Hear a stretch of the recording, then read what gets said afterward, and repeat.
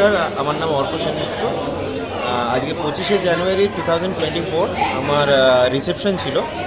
আমার অর্ধাঙ্গিনী প্রিয়াঙ্কা সেনগুপ্ত ঘোষ ছিল, যাই হোক। তো একটাই কথা বলার আছে যে 1 বছর আগে, বছরখানেক আগে এই রানী টাওয়ারে আমি বুক করতে এসেছিলাম। এখান থেকে একটা রেফারেন্স পাই বাবুল ক্যাটারারের, ঠিক আছে।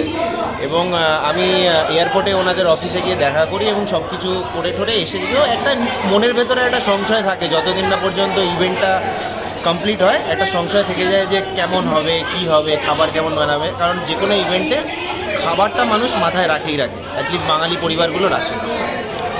তো একটাই কথা বলার আছে, বাবুল ক্যাটারার যা করেছে এবং যেরকম ব্যবস্থাপনা ওনাদের ছিল, ফ্লোর ম্যানেজার থেকে শুরু করে প্রত্যেকটা লোক কোঅপারেটিভ, তাদের বিহেভিয়ার এবং প্রত্যেকটা মানুষজনকে পার্সোনালি গিয়ে অ্যাপ্রোচ করা, তাদের থেকে রিভিউ নেওয়া যে স্যার কেমন লাগছে, আপনি কিছু নেবেন কি না, আপনি খেয়েছেন কি না, মানে এগুলো আনুষাঙ্গিক। কিন্তু খাবার তো অনেক ক্যাটাগরি হয়তো ভালো বানায়, কিন্তু এই আনুষাঙ্গিকতাগুলো অনেকের থাকে না, ঠিক আছে। তো এই খাবারের সাথে অন্য কিছু এক্সট্রা, সেটা এই বাবুল ক্যাটারার আমাদেরকে দেখালো। এবং প্রত্যেকটা খাবার অসাধারণ টেস্ট।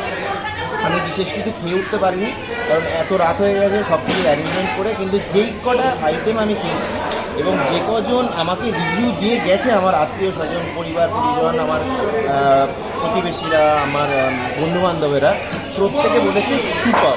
এবং আমার সামনে আমার থেকে হয়তো 8-10 জন অলরেডি কন্ট্যাক্ট নাম্বার বাবুল ক্যাটারারে নিয়ে গেছে। তো এটাই পাওনা ছিল। খুব খুব অভিনন্দন এবং আন্তরিক শুভেচ্ছা রইল বাবুল ক্যাটারার থেকে আমার ইভেন্টটাকে এত ভালো করার জন্য। Thank you.